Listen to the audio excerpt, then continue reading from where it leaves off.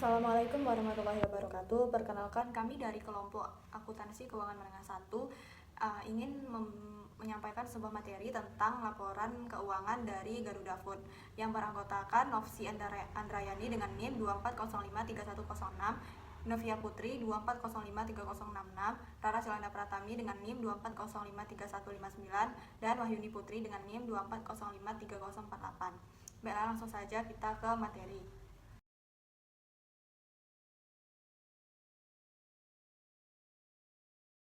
Baik, sebelumnya perkenalkan saya Nofsi Andrayani dengan NIM 24053106. Di sini saya akan menjelaskan mengenai perbedaan dari laporan posisi keuangan, laporan laba rugi, dan penghasilan komprehensif serta laporan arus kas.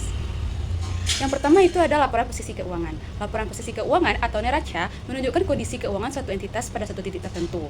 Laporan ini mencakup aset, kewajiban, dan ekuitas perusahaan. Laporan ini digunakan untuk pengambilan keputusan strategis dan evaluasi kinerja keuangan secara umum.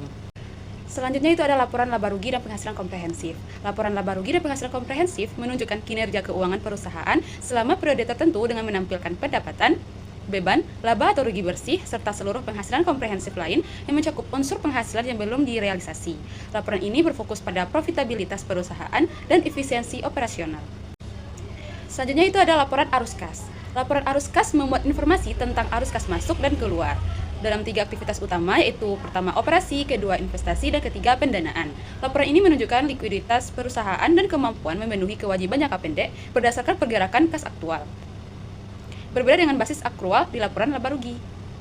Sekian materi yang dapat saya jelaskan. Saya sudahi. Terima kasih. Baiklah, di sini saya akan menjelaskan laporan keuangan tahunan PT Garuda Food Putra Putri Jaya Tbk tahun 2023, memperlihatkan kondisi keuangan yang cukup sehat. Dari sisi laporan posisi keuangan neraca, perusahaan mencatat total aset sebesar 7,42 triliun, sedikit naik dibandingkan tahun sebelumnya, yaitu 7,32 triliun. Aset ini sebagian besar berupa persediaan, kas, piutang, dan aset tetap. Sementara itu, total liabilitas turun cukup signifikan dari 3,97 triliun di tahun 2022 menjadi 3,51 triliun di 2023, terutama karena pelunasan pinjaman bank. Penurunan liabilitas ini membuat posisi ekuitas perusahaan naik tajam menjadi 3,91 triliun dari 3,35 triliun pada tahun sebelumnya, yang menunjukkan bahwa kekuatan modal sendiri semakin besar. Selanjutnya yaitu dari laporan laba rugi.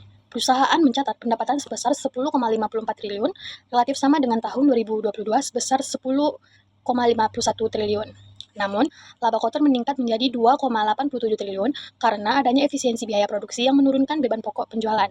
Laba bersih setelah pajak yang diperoleh mencapai 601 miliar, naik dari 522 miliar di tahun sebelumnya. Laba komprehensif juga naik menjadi 621 miliar, yang berarti kinerja operasional perusahaan lebih baik meskipun ada tekanan dari beban bunga yang meningkat dan turunnya pendapatan lain-lain. Kemudian laporan perubahan ekuitas menunjukkan peningkatan modal yang signifikan. Ekuitas pemilik induk naik dari 2,85 triliun menjadi 3,43 triliun, didorong oleh laba ditahan hasil usaha, tambahan modal di setor, serta transaksi saham treasury.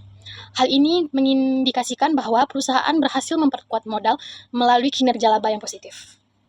Selanjutnya adalah penjelasan laporan, yaitu pada laporan arus kas. Pada laporan arus kas ini, arus kas operasi menghasilkan 864 miliar yang meningkat dibandingkan tahun lalu, yaitu 622 miliar, terutama dari penerimaan pelanggan sebesar 10,45 triliun. Namun, arus kas dari aktivitas investasi tercatat negatif 326 miliar karena adanya pembelian aset tetap dan investasi baru.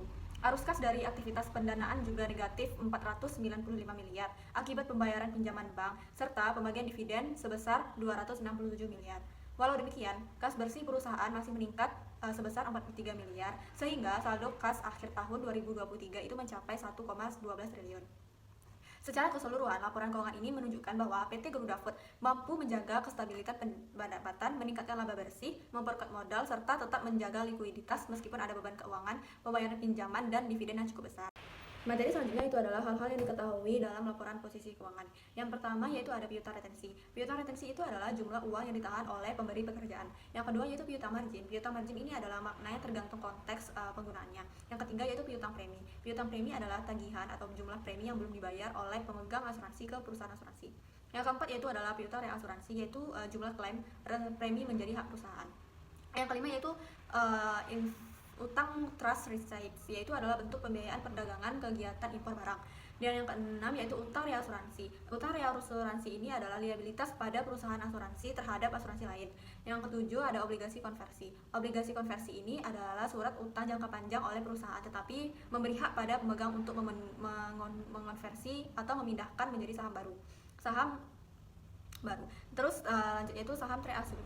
Saham treasury yaitu adalah saham perusahaan sendiri yang sudah diterbitkan dan berada yang dibeli oleh perusahaan itu sendiri. Laporan perubahan ekuitas. Yang pertama, distribusi dividen kas, yaitu pembagian keuntungan perusahaan kepada pemegang saham dalam bentuk uang tunai.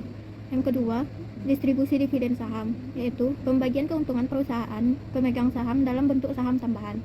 Yang ketiga, biaya emisi efek, biaya yang dikeluarkan perusahaan untuk menerbitkan dan menjual efek atau saham atau obligasi kepada investor. Yang keempat, pelaksanaan waran, yaitu proses pemegang waran membeli saham baru perusahaan pada harga tertentu atau strike price dan menerima saham setelah membayar harga pelaksanaan.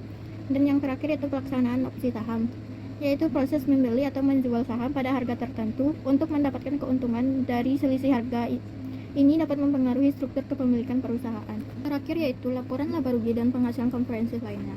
Yang pertama, pendapatan dividen. Pendapatan dividen adalah pendapatan yang diterima oleh investor atau pemegang saham dari keuntungan perusahaan yang dibagikan dalam bentuk dividen.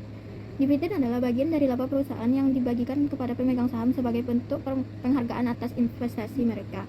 Yang kedua, pendapatan investasi. Keuntungan yaitu keuntungan atau penghasilan yang diperoleh dari penanaman modal atau investasi dalam berbagai bentuk, seperti saham, obligasi, properti atau instrumen keuangan lainnya. Laporan arus kas. Yang pertama, penerimaan dari future contracts, forward contracts, option contract, dan swap contracts, yaitu keuntungan yang diperoleh perusahaan dari transaksi derivatif keuangan.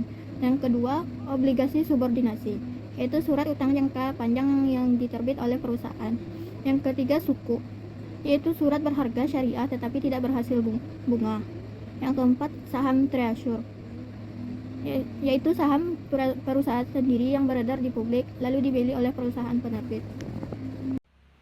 Baiklah, itu saja yang dapat kami sampaikan. Saya selaku moderator mewakili kelompok meminta maaf apabila ada kesalahan kata. Saya akhiri. Wassalamualaikum warahmatullahi wabarakatuh.